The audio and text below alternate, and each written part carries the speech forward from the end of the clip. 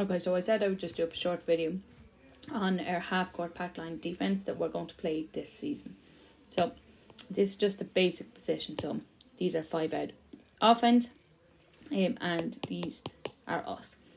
So this green line is the imaginary line, which is about 2 feet inside the 3-point line. Now, that could move depending on how well the team we're playing against shoot the ball. Basic principles are whoever is guarding the person with the ball is applying ball pressure. They are the only person outside of the pack line. Everybody else is inside that pack line. So you should have 1 foot in the lane, like so 1 foot here, 1 foot here if you're 5, 1 foot here if you're 2, 1 foot 3, and 1 foot either on the pack line or inside the pack line. Okay, so you are inside there at all times unless your person has the ball, or the only other time that you should be outside that pack line is if this person here, this offensive player here, picks up the dribble and they have nowhere else to go. So then one of their teammates has to come and get the ball. Well, then you would follow them. That is the only time you're allowed outside of the pack line. Okay, so they're the basic principles. And as I said, if we are playing a really good 3-point shooting or a good shooting team, these would you would just step out a bit, so our pack line would move slightly. Okay, so that is the basic principles. Right, what happens if player 1 gives the ball to player 3? Right, well, when that happens, we would expect player 1 that's guarding here would jump to the ball, okay, and swipe with a hand, okay, and then they would retreat back inside the pack line. Player 3, who is here, has to close out hard with 2 hands in the air, sprint out, and then short, choppy steps. Okay, 5 can probably kind of stay where they are, or they can kind of step in slightly. Player 2 then would step over, and player 4 would step over so that you're in the lane. Okay, at all times though, making sure that you can see the ball and your man. So ideally, you kind of want to be halfway between your player and the ball, nearly like a 90-degree angle. Use your hands, point at your player and point at the ball, so then you know you can see both. Your back should never be turned to either. Okay, to either. So like 5 is kind of at a 90-degree angle. They might move up here slightly. And then 2 is ball, player, 4, ball and player. I suppose the angles get a bit wider there. Okay. Other thing is, we never give up this baseline. We want to force them to drive, because if you force them to drive, you have all of this help. Okay, so we're not playing denial defense, we're playing help at all times. Now, what happens if player 3 passes the ball down to player 5? Okay, well then player 3 again would jump to swipe at the ball and then retreat. Okay, so then player 3 would retreat in here. Player 5 then is closing out to their player. I've got to draw in my pack line.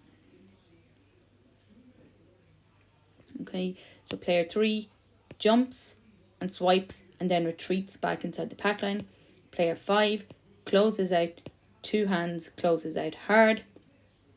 Player 1 then can step down here, and player 2 and player 4 are stepping over. Okay, but again, at all times, seeing the man and the ball. Okay, so player 3 is halfway between the man and the ball, and again, hands pointing at the ball, hands pointing at 3, and in your defensive stance. Player 1, ball, player, 2, ball, player, 4, ball, player. Okay.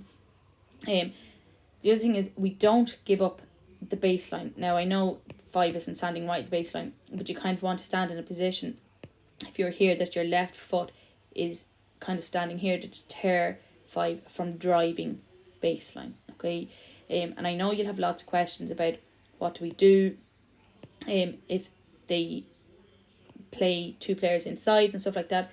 We'll get to how we guard the post. Okay, but one main thing is, we don't want the ball to get into the post. So if your player does post up you would deny them hard, okay? And if the ball then does get into the post, what we do is the nearest player, we double team them, okay? That's what we will do, but we will build on that, okay? So don't worry about that just yet. And obviously then it's the same if the ball was reversed on the other side, okay? So it'd be the same if the ball was reversed on the other side. Now, what happens when they cut after they pass? So they pass the ball, okay, and again, player 1's going to jump and retreat, and player 3 then will close out, okay? So then this player here will move up to here, the ball is passed to here, player 1 will jump to the ball to swipe, and then they would retreat back inside the pack line. Now, if their player decides to cut, so this player cuts, okay, you want to get a hand on that player straight away, okay? Hand on the player straight away. So let's say 1 cuts, you're following him, and you stay with your player with a hand close to them the whole time that they are in here, okay? Now, let's say this is your player 1 here, cuts.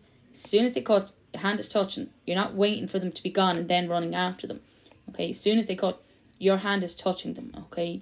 And you're following them the whole way. Let's say then they come out to here. You are not following them the whole way to there. You would stop here, okay? So the pack line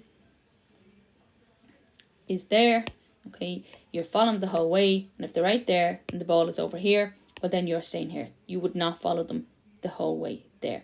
And in fact, actually, you could probably stop about there instead. You don't even need to go out as far as there, okay? Not if the ball is over here, because the chances the ball's going to be passed to them is smaller than it being passed to a player here, here, or maybe even here, okay? Now, let's say they don't play 5 out, so just very quickly to just talk about the low post. Let's say they play a 4 out and 1 in. So 1 has the ball. If you're marking the person with the ball, you're playing on ball pressure defense, okay? 2 and 4 are sagging in.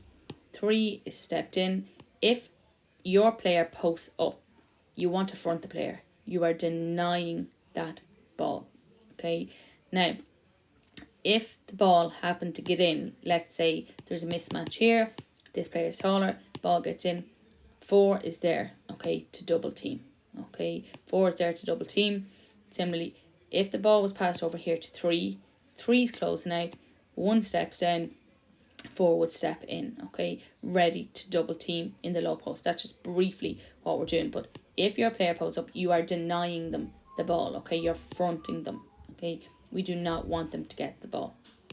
And you can see in all of the aspects that I'm after going through, there is always 4 people inside that pack line at all times, okay? So you can see here, here, and obviously our beginning set. There is always 4 people inside that pack line ready to play help. And then just one last thing, screens, we're not switching, okay? Because when we're playing this properly and we're playing it really well, there should always be there should always be help there. So we're not switching on screens, you're fighting through the screens, okay? So they are just the basic principles, and we will build on that all season.